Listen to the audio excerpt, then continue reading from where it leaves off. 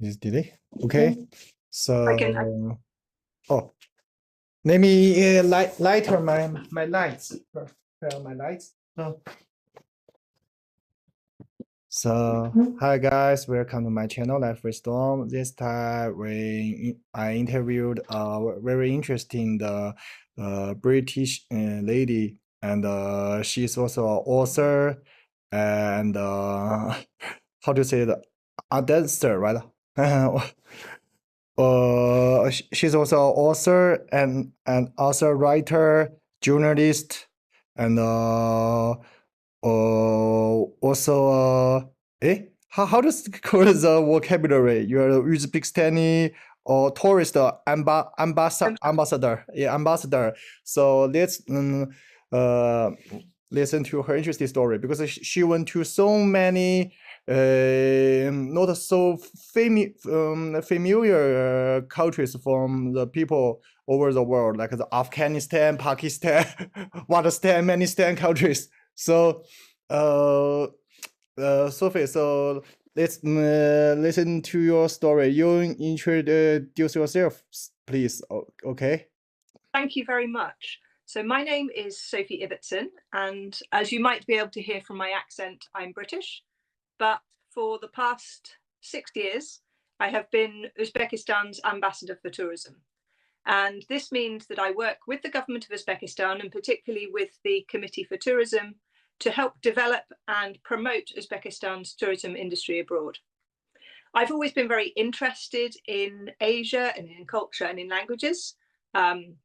My family lived in South Asia for many generations. And when I went to university 20 years ago, I studied Oriental languages. So I studied Hindi and Urdu and became very interested in the history and the literature of South Asia and then Central Asia, particularly because of links to things like the Silk Road and the spread of Buddhism.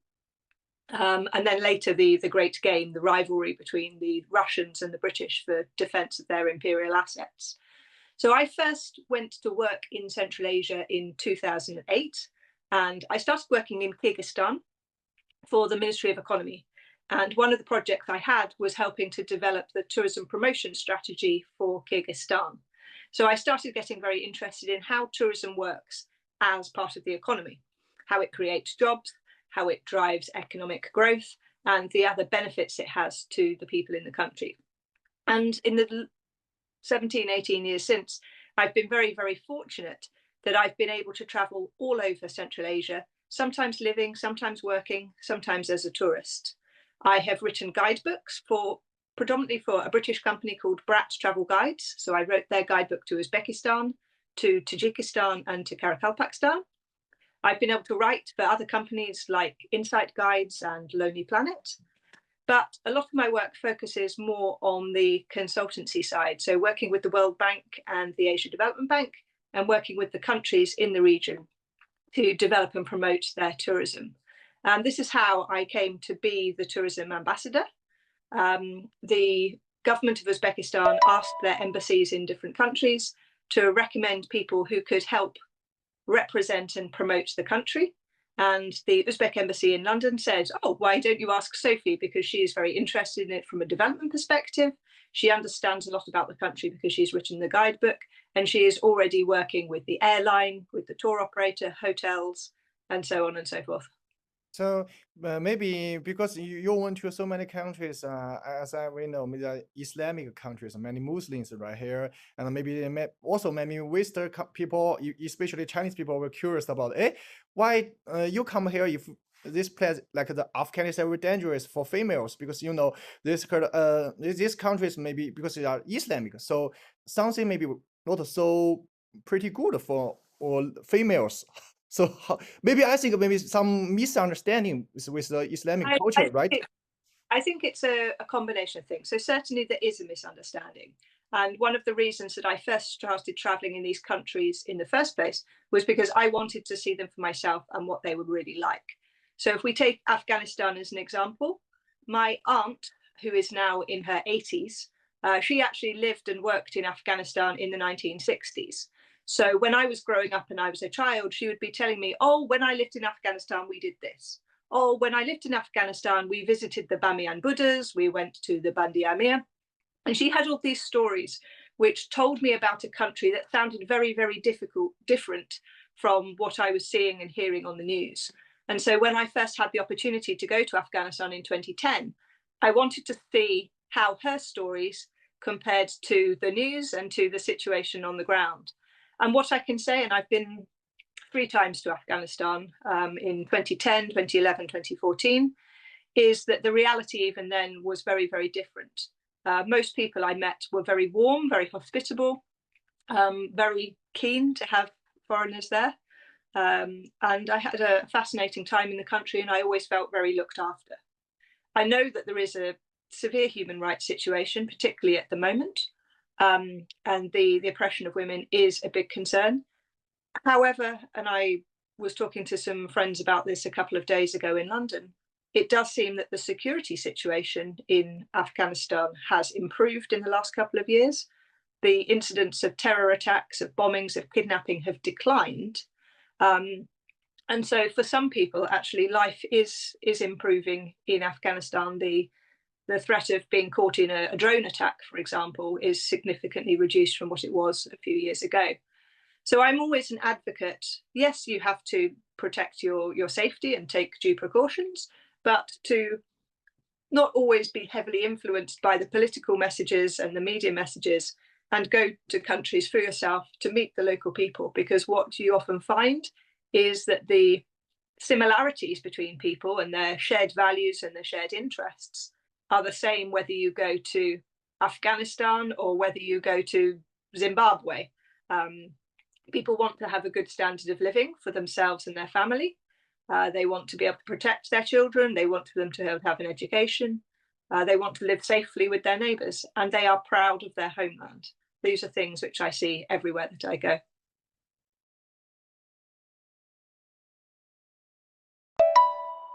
So, so you told us because the Afghanistan, like some countries in Central Asia, maybe in the South Asia, not so pretty open for the West and also for Chinese people. So not like the free visa country. So many people know just a little about these Islamic countries. So make the people get many misunderstandings, right? Right. Yes, and certainly, I mean, Uzbekistan is a good example of a country which 10 years ago was still quite closed to foreigners, but now has opened up. So nearly 100 nationalities, including Chinese passport holders, can now visit Uzbekistan without a visa for up to 30 days. So if you decide that you want to come for Chinese New Year or for Labor Day or some other celebration, you can decide, okay, I will go tomorrow. You can book your direct flight to Tashkent or to Samarkand, and you can go straight away. You don't have to worry about the bureaucracy and the applying for the visas and giving away your passport and waiting to hear. You can decide on the spur of the moment and go and have an adventure on the Silk Road in Samarkand and Bukhara and Khiva and all of these beautiful medieval cities.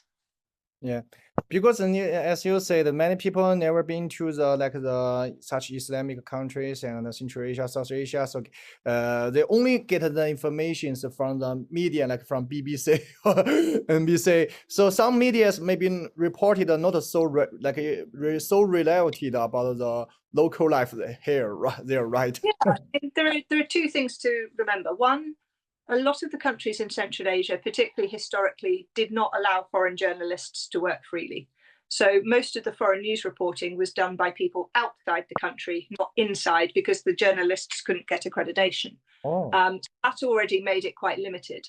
The other thing is just a point to mention is, although a country like Uzbekistan is Muslim on paper, as in most people will say, yes, I am Muslim, this is my faith, the country's constitution and the way that the country operates is very secular because of the influence of the Soviet Union and communism throughout the 20th century. So although somebody as an individual might decide to go to the mosque during Ramadan, and when a baby is born or when there is a wedding or when there is a funeral, there is a religious ceremony, in their day-to-day life, you wouldn't necessarily know that they are Muslim. You wouldn't know that it is a Muslim country. Yeah. So this is very important. Just like many Western media report about China, because many people never went to China, so also made there get some misunderstandings about the Eastern world. Not because it's so strange for many people. So let's back to the questions. So there are many people want to listen to you as because you are very famous in the West. You are author, writer, journalist. You reported many information for the many different medias in West. So they want to the many Chinese people were curious about what the West common people, just normal common people, get the impressions about the China and the whole East Asia culture cycle, like like Japan or Korean, and when I used to be used the Chinese scribes, the Hanji, the where same. So what's your impressions for you about the culture cycle? So most people in Europe and particularly in the UK have very little understanding of China, very little awareness of the country, Yeah. have no understanding of its history. They cannot speak the language. They have not read any literature from China. Maybe they have met one or two people. There are lots of, for example, Chinese students studying in the UK. So maybe they have a couple of Chinese friends, but generally their exposure to Chinese culture is very low. Perhaps they have eaten Chinese food in a Chinese restaurant in London, but it will not be authentic recipes and something that you would actually eat in China. It would be a very English version of the food. So for most people, the exposure is very, very little. I think that is changing as more and more Chinese people come to study and work and live in the UK. Lots of people from the UK going to China, visiting Hong Kong, even if only in transit. So as people are more mobile and traveling for work and study as well as pleasure, that is bringing people together. For me, for example, one of my closest friends and colleagues and the person I founded my company with is Chinese. And that is because he was in the UK studying. He came here for his undergraduate degree and then stayed and worked for a few years here. And then he has now gone back to China, but it means that we can work together as a company with me doing the projects in Europe and he can do the projects in China. So that is a very good option to have. But I think the soft power of China is not very well understood in the UK and probably in other English-speaking markets as well. It would be interesting to see, for example, more Chinese films, more Chinese literature translated into English, even things like children's cartoons, making them available to foreign audiences. Festivals, that is another thing that would be a very attractive way for people abroad to engage with Chinese culture. As you said, the China compared to the other country, maybe the Japan or Korea more like the more open, more free visa to your Western people, so they're more familiar compared to China, right? About compared to maybe Japan or Korea, right? There is some, yes. So there are a couple of things there. One, obviously, going to the Arab countries from Europe is much closer.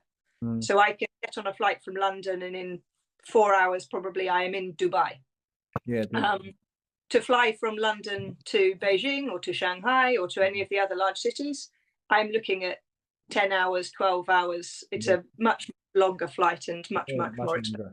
Yes. Also, because of the colonial history of Britain, we have had much more active political and commercial engagement on the whole with countries in the Middle East and in South Asia.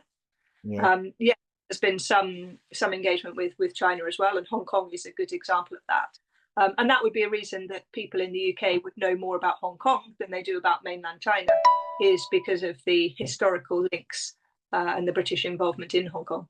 Yeah, so as you said, because China is very big, so many Western people know little about China. As a experience, I went to the North America as an exchange student. Many people kind of figure out. The first impression for they say konnichiwa. where are you from Japan? They will come and say because as in Western logical or mind, you all use the chopsticks. And the Japanese scribes is also similar to Chinese. I can recognize you guys. But as us, I mean, many Chinese people, it's okay because we used to be one or big culture cycle with many comments. But maybe for the Koreans or Japanese, oh, they don't like this. I don't want it to be maybe misunderstand and make wrong as or you cannot recognize Chinese or Japanese or Koreans. Yeah, and it is a reflection of the ignorance of people in Europe and in the United States. Yeah. It is not usually malicious. Yeah. They're not doing nasty, but they just don't know any better. Yeah. They have not had the education, they have not had the cultural exposure, and they have not had the engagement with enough other people who are not like them. Yeah. So, as you know now, so compared to the Western people travel to the China, there are more or Chinese people travel to the West, right? As you know, compared to the population or the people. Yes, certainly in terms of the student population, that is true. I think I heard recently that there are about 10 times more Chinese students in the UK than there are British students in China. Yeah. And it was probably similar with the tourism and the business travel as well. And many people get a question about it. For the Western people, yeah, they come to China get the education maybe for the master degree or some college, university. Some people will come about it. They cannot get some good grades in the West and apply for the better universities in West. So they come to China, go to the master degree or other. Is this real? Most of Western students like this? I don't think so. I mean, for starters, there are very few British students who go abroad to do their master's degrees. And if they do, they would be unlikely to go to China. The only students I can think of who would go to China to do their masters from the UK would be people who were studying Mandarin language or maybe geopolitics or something particularly which was linked to China. Yeah. The reputation and awareness of Chinese universities in the UK is very, very low. So a British person, generally, a British student, would not think to go to China for their study, partly because of the language barrier, partly because of the distance, but also just not having awareness of Chinese universities and where and why to apply. Yeah. So the people are curious about. So do you have any future plans for China or other common culture, maybe similar culture with China, Japan or Korea or Vietnam in the future? Do you have plans to go to there? Maybe for some. I have only visited China once in 2008. Wow, long time ago. I planned to go more recently, but then things like the pandemic got in the way. But yeah, so I only went to China once, and I only went to Kashgar. Kashgar, border city. Yeah. Kashgar is very close to Uzbekistan, very close to the Anjian, Samarkand, and Kokand, maybe just 300 miles, maybe 200 or 300 miles. I had been traveling in Pakistan before, and I was going to Kyrgyzstan, so I drove through part of Western China and went to Kashgar on that journey. Certainly, I would be interested in visiting China again in the future and seeing more of the country, and particularly seeing big Silk Road sites like Xi'an, and then cities like Beijing and Shanghai for their fantastic museums. But one thing that's quite interesting with my job as Uzbekistan's tourism ambassador is Uzbekistan has decided that China is one of the main target markets for Uzbekistan in the next 5 years. So the government has set a target that they want to attract 1 million Chinese tourists every year by 2030. So what we're looking at the moment is what Chinese tourists will be interested in seeing and doing in Uzbekistan, and what Uzbekistan needs to do in terms of its development, but also its marketing, to be able to attract those tourists to Uzbekistan. Yeah, it's very good. So as you said, I've found some British and YouTubers. There are lots of historic sites I would like to see. And I would like to go to see the museums in Beijing, particularly in the Forbidden City. Oh. And also to go and see friends and colleagues who live in different cities in China. I can recommend my city to you, the Chengdu city. Maybe it's not also so famous for you, right? The panda's hometown, and I have heard it because of the pandas. yeah, the Chengdu city is the panda's hometown. There are in the downtown city there are 3 different panda parks. There are 3 different, and there the Chengdu city used to be the border city between the Chinese inland to the Tibet region. So there are many Tibetan people in my city, almost millions Tibetan people. But the Chengdu city is also a very big city because why? There are over 20 million people in this city. 20 million. Yeah, that's a very, very big city. I mean, that is more than 1/4 of the population of UK. You can watch the Tibetan people everywhere when you come to my city. So this is maybe is also interesting for you because you usually go to Uzbekistan. Actually, Uzbekistan close to the 2 regions of China, Tibet and Xinjiang. Yes. Yeah. I have met many Tibetan people in India because I go often to Ladakh in the Himalayas, and there is a big Tibetan population there. And historically always very, very long links. So there's still many Tibetan Buddhist monasteries, statues, and the culture and architecture is very similar from Ladakh because it is still part of the Tibetan plateau.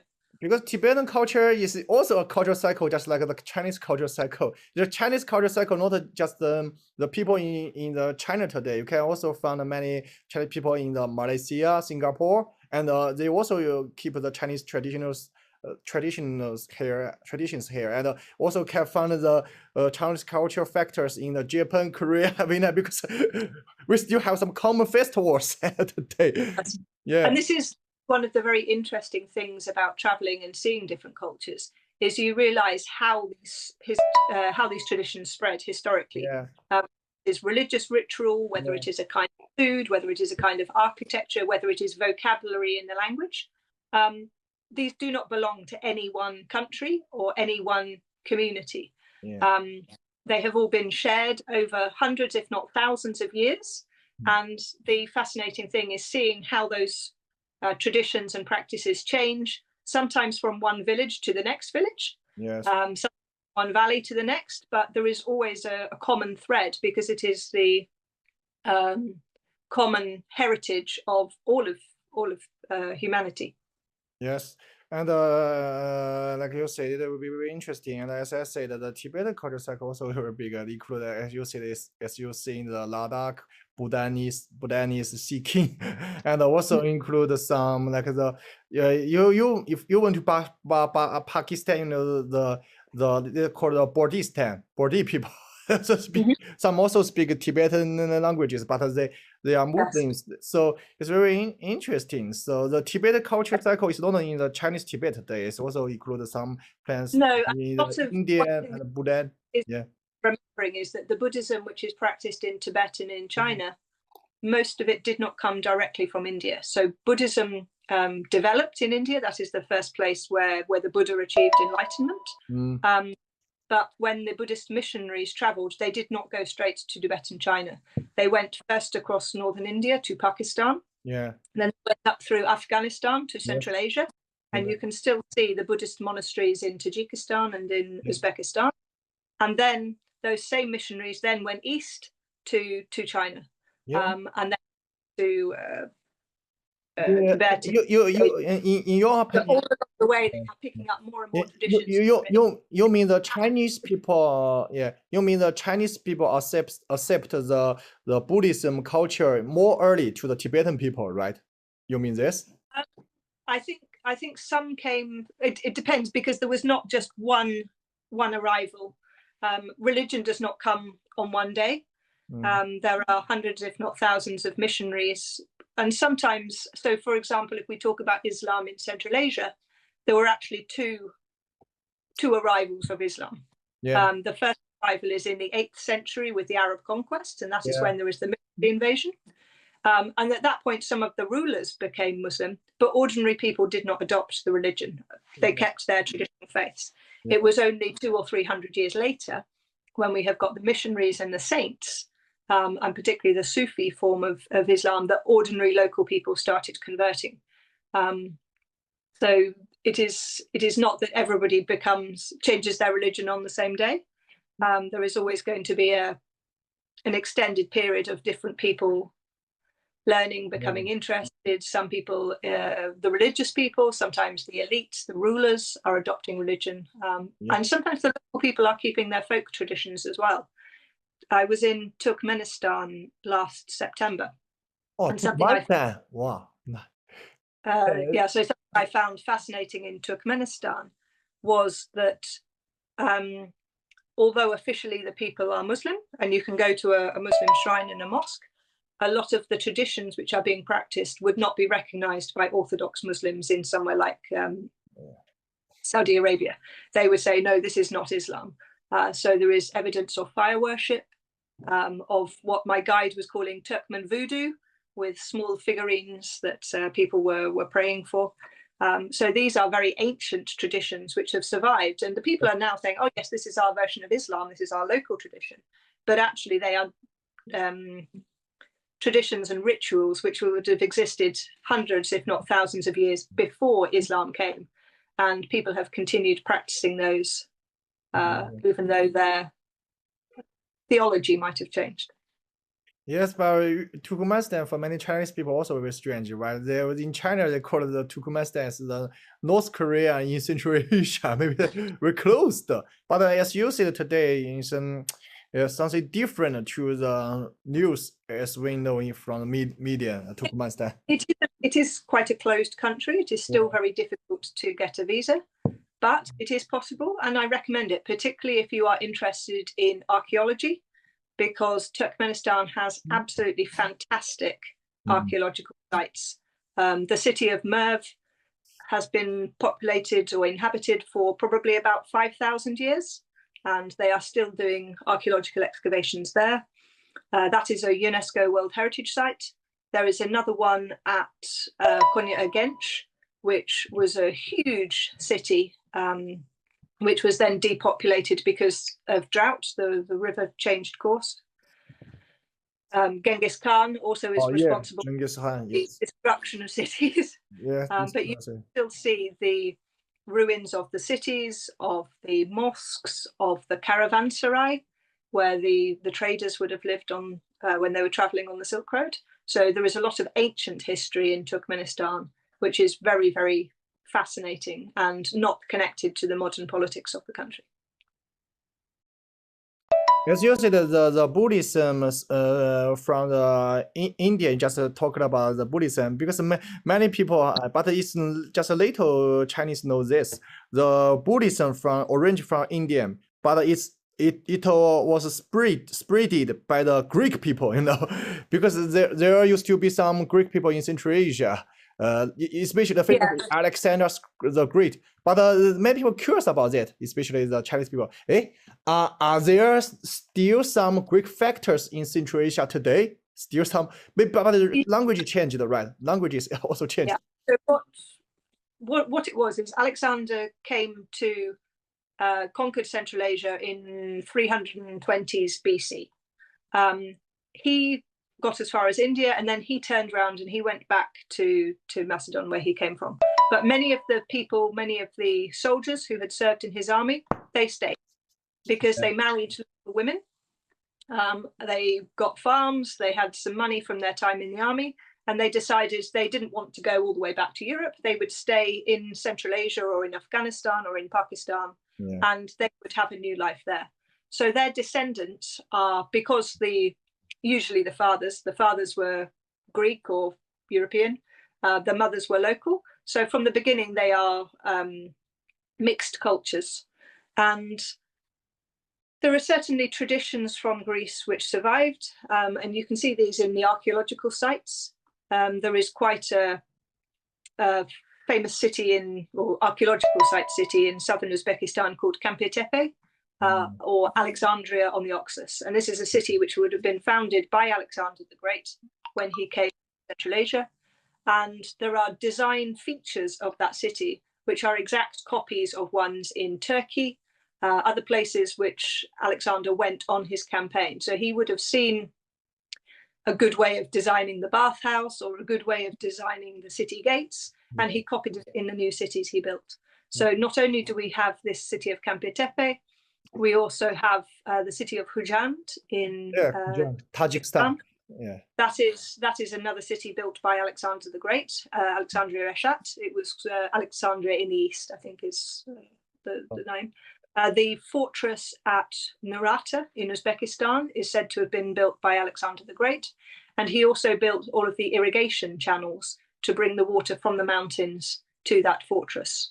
There are many, many other fortress sites in the region, again, which people tribute to Alexander and to that period.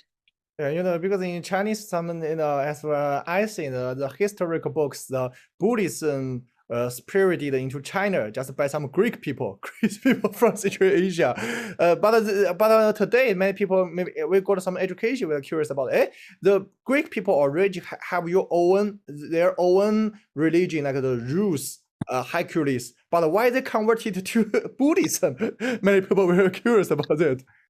Yeah, so there is some evidence of the Greek temples and the influence of the Greek gods in Central Asia, particularly at places like Takhti Sangin, which is an archaeological site in Tajikistan.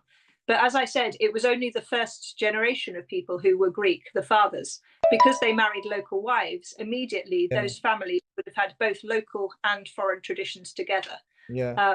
And within 2 or 3 generations, they would have been Greek in name, but not in identity. But the religion changed. They convert to the Buddhism. So, but say why they changed their religion?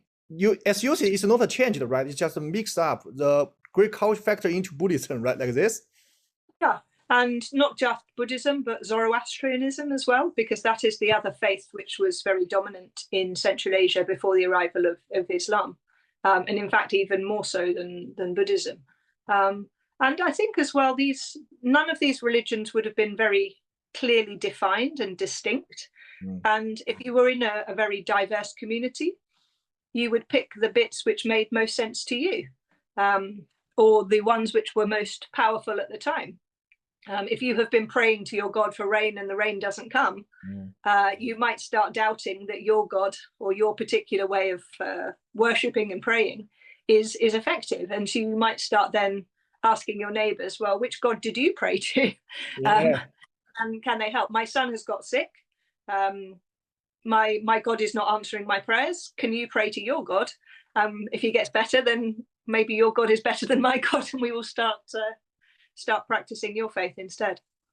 Oh, so it's just like it's a very tolerant, right? Tolerant. It's very tolerant. The culture can mix the Tibetan culture and into the Buddhism together, and we see that in Uzbekistan today, because although on paper most people are Muslims, Uzbekistan has got one of the oldest Jewish populations in the world. Yes. Particularly in Bukhara, the Jews of Bukhara are one of the oldest Jewish communities. There are Christians because there are Catholic churches, Orthodox churches, Lutheran churches. There is a Hindu temple. And then there are the historic remains of the Buddhist and the Zoroastrian worship sites as well. So it is a very multicultural society in terms of religion, also ethnicity, languages. Because of the location of Uzbekistan on international trading routes, and because of the history of conquest, military conquest in both directions, and cultural exchange, as long as people have lived in Central Asia, there have been people coming and going from Iran, from China, from India, from Africa, from Europe. And so, of course, the people who are living there are a mixture and a reflection of all of these influences, both genetic and cultural. Yes. So this is very interesting because in China, many Islamic culture, the Christian culture, Jewish culture, also from the Central Asia, the West people spirited this Abraham religion culture passed through the Central Asia and into China. I mean, many years ago, the Silk Road, the Silk Road. So it's very interesting. So you introduced your cultural background and your story in Uzbekistan, your feeling in the Central Asia, and actually I don't know, and Afghanistan and Pakistan can to be a part of Central Asia, because we usually consider the seven states, seven different states country. Yes, well, there is a lot of historical links, particularly between Afghanistan and Central Asia, Yeah. Northern Pakistan as well. With every country, the modern borders are quite arbitrary. People until the 20th century moved much more easily across borders without passports. It is only quite recently that we have become very strict to say you will live on this side of the river, you cannot go to that river. So in the last two questions, the first, so can you introduce or explain the concept to the Chinese people? Maybe they also know a little about this. There is a concept in Central Asia and also in Pakistan, Afghanistan, the Turkic Mongols. Turkic Mongols, because Timur said, I'm Turkic Mongols. And another concept also in the seven states, the Persianizing or Persianization or Persian association. Can you introduce the two concepts? Why the Persian culture so important right here? And what do the Turkic Mongol this concept mean? So linguistically and culturally, the communities in Central Asia can loosely be divided into two groups. Either people say that they are a Turkic group, and that includes we're talking predominantly language terms here and language groups. So the Turkic group of Turkic languages would include Uzbek, Kazakh, Kyrgyz, Azeri, Turkish language, Uyghur. So languages which have got common ancestor language. And that is a very different group from the Persian language, which we would say, so not only Persian in Iran, but also Dari in Afghanistan and the Tajik language in Tajikistan. Those are from a completely different language family, and they are Persian origin. So it is not just to do with the scripts, but it is to do with the history of the language and where they came from. Some people say that there is a genetic distinction as well, in terms of where you trace your genetic ancestry. I am less confident in that hypothesis because of the things that we've been talking about. The history of conquest and the movement of people means that just because somebody speaks Uzbek does not mean that their ancestors are all one particular genetic group or one particular ethnic group. The likelihood is that if you went back 4 or 5 generations or even 100 generations, you would find that their ancestors come from many different cultural and genetic communities because of the movement of people and the cultural exchange. So when countries are becoming very nationalist and saying, oh yes, Tajikistan is only for the Tajik people, or Kazakhstan only for the Kazakhs, or Uzbekistan is only for the Uzbeks, that is a very it's from West concept, right? The only national city countries. Well, yes. There are always political for it. But the reality is that if you go to a country like Uzbekistan, you will meet dozens of different nationalities. You will meet people who speak dozens of different languages, and often even living in the same neighborhood. I have a very good friend who's ethnically Tatar, so Muslims from Russia, from Tatarstan. But she was born in Samarkand. Her 3 or 4 generations have been born there. So she speaks Uzbek, she speaks Tajik, she speaks Russian, she speaks English, because the community that she grew up in was a mixture of all of these different people together. So just mean many people mixed together. Just mean the rulers in the history, they are Mongols and the Turks together, because you see the Chinggis Khan conquered the plains, and then the Timur married with the Chinggis Khan family. So they are the rulers, but the culture influenced by the Persian culture, right? Because there are so many names on the street, the Horja, it's for Persian, right?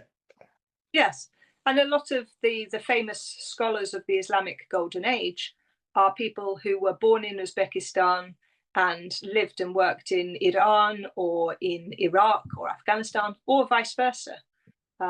Because if you were a scholar, if you were an astronomer or a poet, you would travel to where there was a court which would be a good patron for your work. Oh. And if there was a change in political power, so for example, your king has died and there is a fight between his sons as to who will become the next king, at that point you will move to a different court where you can continue working. So we have a lot of movement between Samarkand and Bukhara, to Herat in Afghanistan and Mazar-e-Sharif, to Isfahan and great cities like Shiraz in Iran, to Baghdad, and also to Istanbul, to Turkey. So all across the region, we are seeing a movement of scholars. That is how they are exchanging their ideas, because we are talking 1,000 years ago. They haven't got the printing press. Writing out manuscripts is a very, very slow and expensive process. So if you want to spread your ideas and you want to teach and have an impact intellectually, you are going to have to move to different cities and talk to different people, because that is how you're going to learn and how you're going to exchange knowledge. So as you say, so during the time, the Persian was the official language for the Central Asia, even for the many Islamic countries, the Persian used to be the official language, right? Even the rural family languages, rural language. Yes, because most people would have spoken several languages. So even if we talk about Timur, Ahmed Timur, who's the famous founder of the Timurid dynasty, or Babur, who is the founder of the Mughal dynasty in South Asia, but came from Uzbekistan. He would have spoken Chagatai, which is the predecessor to modern Uzbek, but he also would have spoken Persian. So actually, the in the history, so as you said, in the history, actually the Pakistan, the official language used to be also the Persian in Pakistan, right? In the history. Because it was seen to be a language of the elite, because it was a language with a good literary canon, a written record with poetry.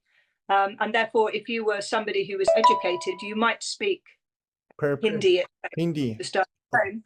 But when you had your education, you would either have an education in Sanskrit, if you were going to be a religious scholar, a Hindu religious scholar, or you would have an education in Persian if you had Muslim heritage. And so it depends the type of education you were having, but certainly people have languages for different functions, and the language you would use at home and use to communicate with your family would not be the same language that you would use in an official setting where you had to write letters or give speeches. If I can understand like this, today the people speak this languages like the Dali, Pailuchi, even the Pashto. They could be just the different dialects from the Persian, right? They have many mutually intelligible. Yes. Yes. From one ancestor with the Persian language. Yes. So the Urdu language, which is the national language of Pakistan, for example, is very, very closely related to Persian. It uses the same script for writing, but also a lot of the vocabulary. And particularly if you look at Urdu poetry, a lot of that would be from Persian tradition. Oh, it's very interesting.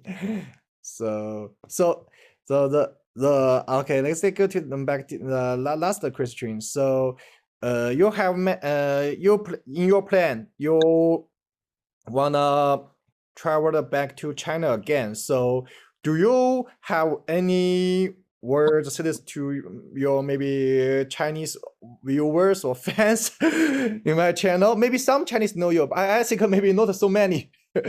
because maybe compared to West, you are not so the same famous in China, right? Could you? So because I don't speak Mandarin or Cantonese or any of the local regional languages, I don't have much exposure in China. Maybe that is something to look at for the future. But the message that I would like to share with everybody is to travel as widely as you can, because just as you know that the general international view of China is not the same as your view of China in your home, it is going to be the same of other people. So what you hear about Uzbekistan or what you hear about Pakistan is going to be very different from the situation on the ground. So take opportunities that you have. At the moment, the security is good in Central Asia, it's good in Pakistan. So you can take a flight, you can go have your vacation, spend some time traveling, meeting local people, Yes. learning about history, learning about the culture. You will find many things which are in common with China, but you will find new and exciting things too. So please visit Uzbekistan. But Uzbekistan, as I know, there are not so many people can speak English like in Pakistan or Afghanistan, right? Not as many. The reason that many people in Pakistan speak English was because it was part of the British Empire. Central Asia was never part of the British Empire. They were part of the Russian Empire and the Soviet Union. So they learned to speak Russian, not English.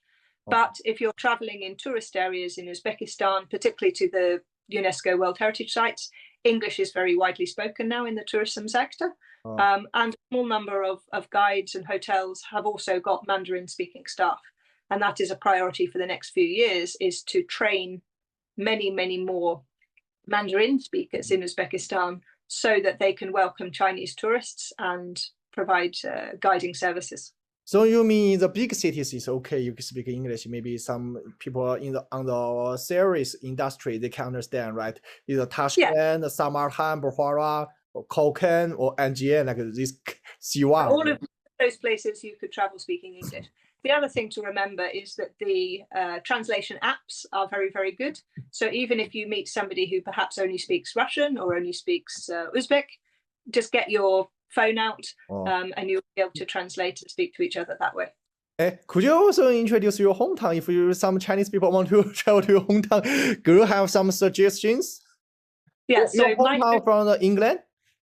My hometown is in England. It is called Salisbury, and it is also a very historic site. So we have two famous attractions which lots of tourists come to see. One is Stonehenge, which is a UNESCO site, and it is an ancient stone circle built many thousand years ago. So lots of people come to see that. And the other thing which is very famous is Salisbury Cathedral, which has got, I think, the tallest spire of any church or cathedral in the country. But it is a very beautiful medieval building, and they have done a lot of restoration work on it recently. So it looks absolutely beautiful. So please come, visit Salisbury as well, and then come to Uzbekistan. Yeah, and you know, many people know your home just from the TV series, you know, the USA TV series, the Games of Thrones, you know. Yeah. Game of Thrones. Didn't know it was in that. Game of Thrones. The Song of the Ice and Fire. The Song of Ice and Fire. You know, the Dragon Mother. Because the from the TV series, the Seven Kingdoms actually it was the 7 different kingdoms in England, right? In history. Yes. Yeah. Well, that would. Yeah, so many Chinese people know your hometown maybe just from the TV series or from the Game of Thrones or from the 7 kingdoms. It actually is the 7 different Anglo kingdoms in the history. 7 different. So from this TV series. Well, that's. I will have to go and watch Game of Thrones now. Okay. So we appreciate that you for this come to participate in my interview. So next. Thank you very much for your time. Yeah. Having me. So next time maybe we could meet in the China in the real life. Welcome to China. Welcome to my hometown, the Chengdu city, Pioneer City. Okay. And if you come to Uzbekistan, please tell me, and hopefully I can see you there. Okay. So goodbye. Bye. Adios, Anita.